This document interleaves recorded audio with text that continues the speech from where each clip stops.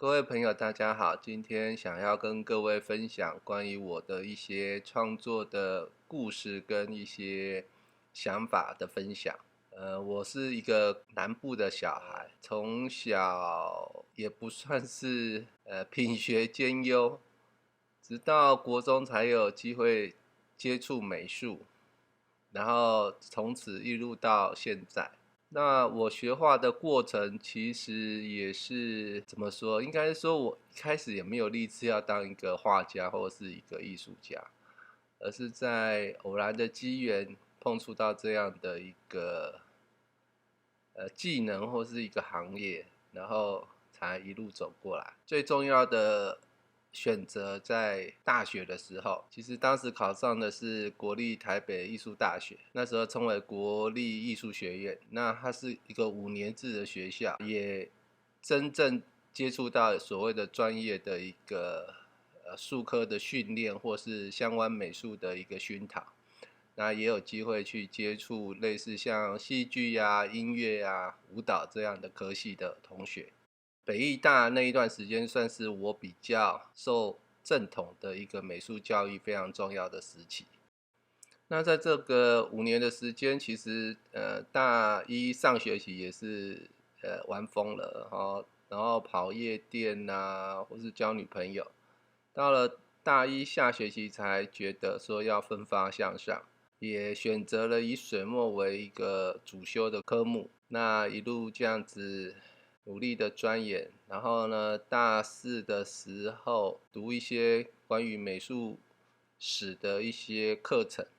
包括佛教啊，包括器物啊、玉器、青铜器等等，然后来充实自己的相关的一些知识。后来这个毕业之后就到了复兴商工任教，后来呢又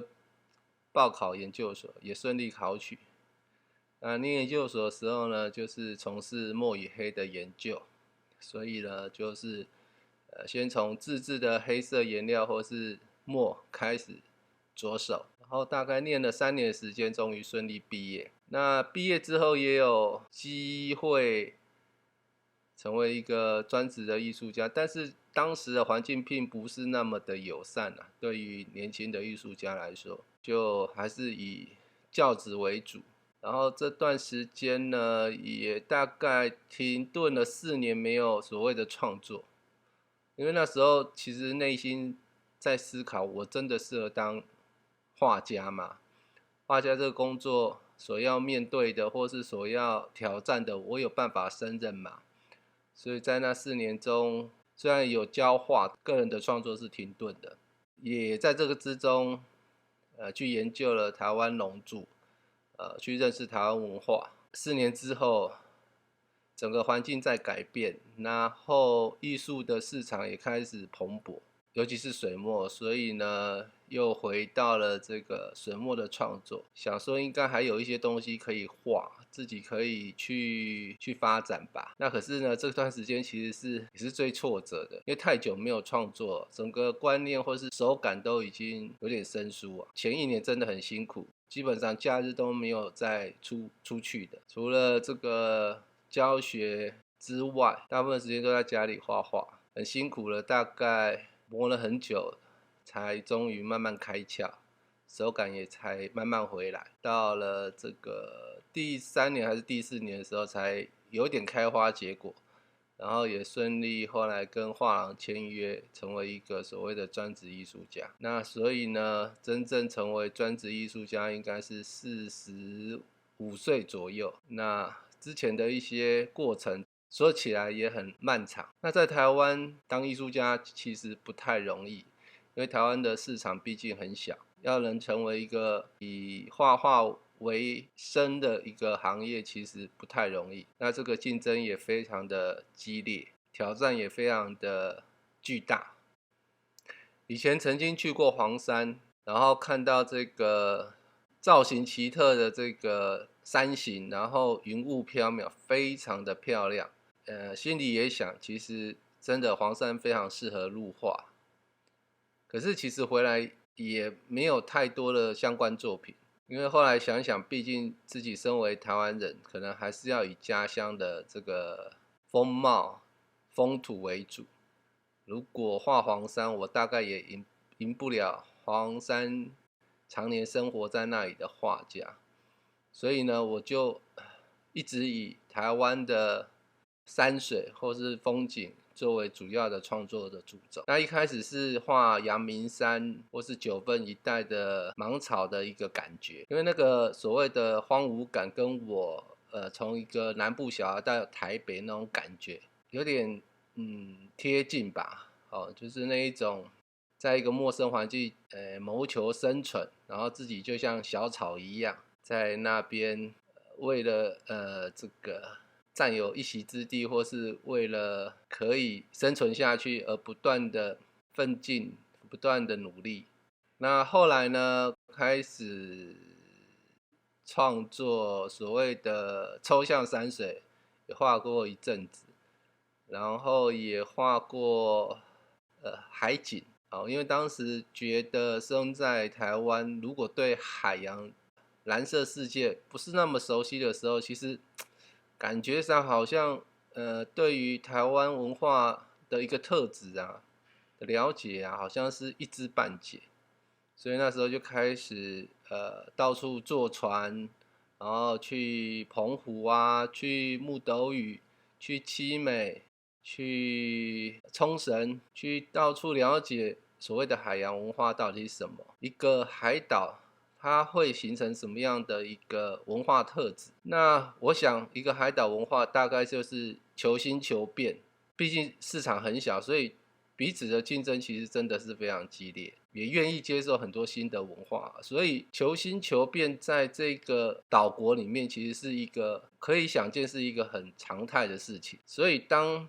一个画风出来的时候，它大概3-5年大概就被消耗掉。以前一个画家可以20-30年画一套东西而屹立不摇，在台湾这个环境啊，其实非常的困难，它不太可能让你有这样的一个空间，因为变化太快，然后新的知识、新的潮流、新的流行不断的输入，你很难去抵抗，你也很难去改变。那另外岛国文化也有个特质，就是它容易受到其他大国文化的影响啊，比如说在台湾，我们不可否认它曾经受到中国、日本、美国文化的影响。在这么多元的一个文化的影响之下，你的作品如果太单一的偏向于某种文化的特质，可能也很难引起共鸣，因为毕竟它是一个多元性的一个状态。那所以你的作品也可能必须要用更不同的面貌来处理。水墨对我来说，可能就不是单一选择的一个材料，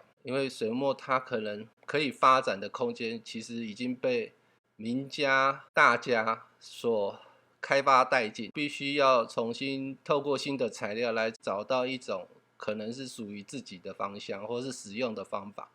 这样你才有办法脱颖而出。那另外呢，有一点叛逆是在这个台湾艺术圈要生存蛮重要的关键之一。